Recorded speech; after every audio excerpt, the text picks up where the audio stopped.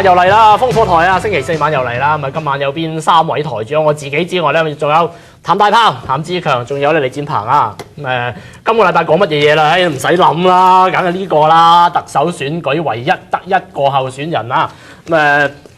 崔世安成為唯一候選人啦。咁啊，聽下佢當日交完表啲咩講先啦，我哋嘅政綱咧，亦都係預備好啦。咁主要咧，亦係以民為本啦，傳承創新啦，同埋呢一個咧係咧去為我哋未來咧係共建呢一個和諧嘅社會。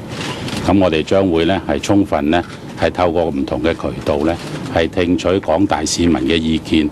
我哋係好希望咧能夠以廣大市民，特別係我哋澳門咧嘅一個咧大家嘅共識，就係基於咧大家有共同嘅社會價值同埋社會信念嚟到咧喺未來嘅創新裏面咧，係使到澳門咧進入一個繁榮安定、長治久安嘅社會。好啦，咁頭先大家見到嗰個 title 咧，行政長官參選人咧就扭兩次，唯一行政長官唯一參選人，即係俾我感覺而家係點樣樣咧？就好似即係啱線一場波咁樣開波，跟住個球證就話俾你聽，賽果已經鎖定咗200幾比0㗎啦。咁啊，仲有90分鐘要踢喎，咁你點捱呢90分鐘咧？點樣捱呢個悶局咧？已經知道個賽果係咁嘅樣㗎啦。咁啊，即係感覺上面就係即係咁一個即係吃咗幾悶棍咁樣。你有冇咁嘅感覺咧？冇，我都好開心喎。因為呢幾日無論亞視啊或者無線或者係鳳凰訪問我都話咧，呢個係有澳門特色嘅選舉制度。因為人哋嘅選舉制度咧就遞表報名係選舉啱開始，但係我哋澳門係啱相反嘅。我哋遞表報名就嗰場波已經結束咗啦。啊，即係好似我嘅感覺就話，即係球證話俾你聽200幾比0㗎啦。咁睇下你90分鐘點踢啦。即係我哋嘅開始係等人嘅結束，知唔知啊？呢樣嘢都好玩。但係你踢埋佢㗎嘛？點玩嚟而家？咁我覺得咪後邊有40幾場嘢慢慢睇咯，真係。係啊，即係睇翻，如果即係用即係足球嘅上下半場嚟比喻咧，咁其實上半場咧，其實市民都雖然係悶啦，但係都有啲懸念啊嘛，大家會有少少期待啊，或者有啲猜測啊，會唔會有競爭咧？究竟邊個又會唔會出嚟咧？咁啊嘛。好啦，咁而家咧就即係上半場就塵埃落定，就變成唯一嘅候選人啦。咁我覺得下半場咧，我就覺得雖然都係悶悶地㗎啦，因為得即係一個必然嘅勝出。最大嘅問題唔好玩喺邊度咧？佢即係等佢踢足球咁，一出場對面嗰隊波冇咗，得翻一隊波喺度，崩潰咗。而嗰隊波咧又冇對手喎，你中意點樣盤球入網啊？點樣盤過半場啊？高挑又得，平射又得。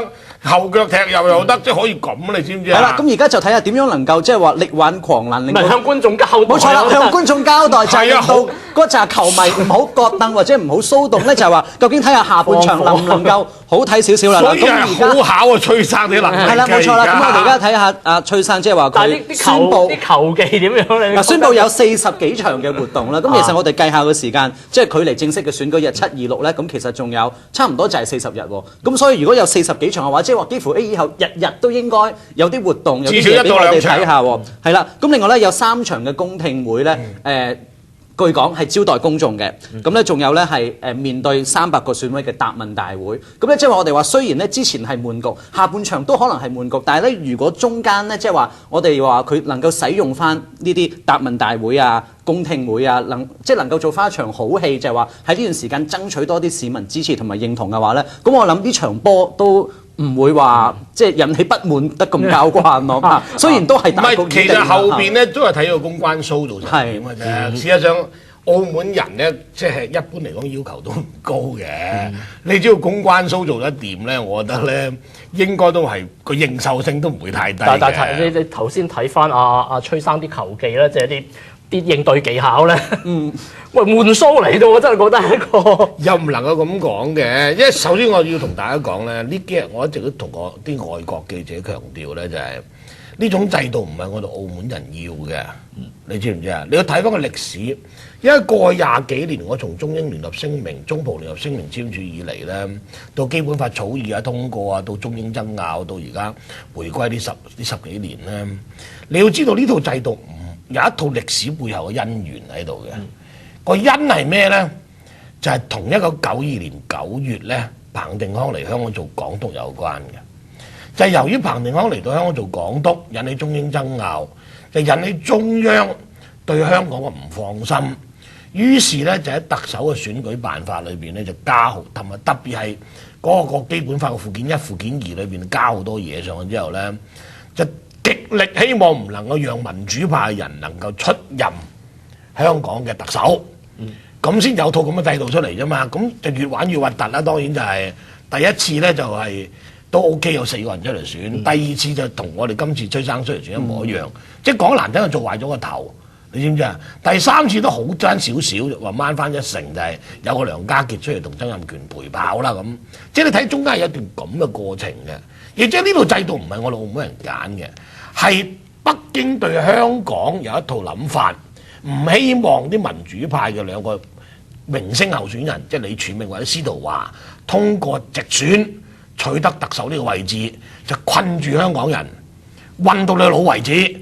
所以點解你運佢好啦？咁做咩燒埋我哋咧？咁於是咧，就你中央主要考慮香港大、香港小、澳門咯，就將呢套嘢同一套方式。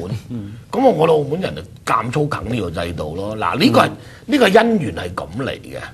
就你就唔能夠話即係阿崔生即係利用呢個制度搞東搞西啊，攞晒咁把刀，呢啲係唔啱㗎。因為事實上阿爺搞落嚟㗎嘛。咁啊！如果出咩問題，你應該揾翻阿爺去負責先啱㗎。你明唔明啫？我覺得呢個是非一定要搞清楚嘅。咁阿爺算唔算始料不及咧？搞成咁嘅局面？我覺得係咁嘅。阿爺呢度玩法咧，係的確對阻止香港民主派當選就係香港特首，或者取得香港立法會嘅議席嘅半數咧，係有極之理想嘅效果嘅。咁但係相對上面嚟講，亦令到香港好多阿爺屬意嘅一啲根正苗紅嗰啲咧，即係外國學校出身嗰啲啊候選人，或者一啲幾適當嘅人選都冇辦法呢個制度出頭咯，就令到以香港公務員為首呢啲既得利益團體咧，就利用呢個制度，就連呢啲根正苗紅阿爺信得過嘅品質又唔差候選人都排斥晒。咁結果你睇到咧。香港發生過一次之後咧，澳門而家又發生同樣嘅情況啦。就澳門一啲本地嘅公務員為首嘅，或者一啲同本地一啲財團有關嘅啲候選人，就利用佢喺本地嘅優勢咧，就將一啲喺大陸成長大，甚至我坦白啲講喺大陸做過法官翻嚟澳門嘅人都排斥走咗。嗱，你要記住啊，呢啲嘢就冇辦法，因為呢個規則係你阿爺定出嚟嘅。所以你阿爺一定要承受翻呢個後果咯。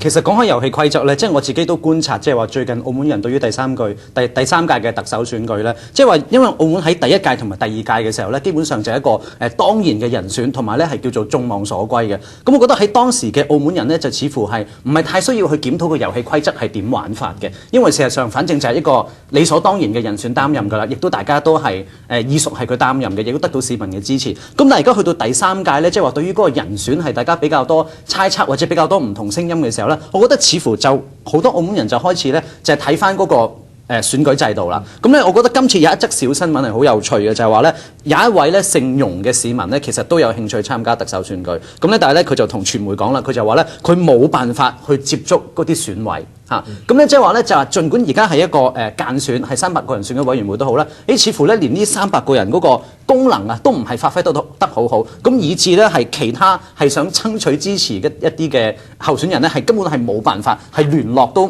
冇。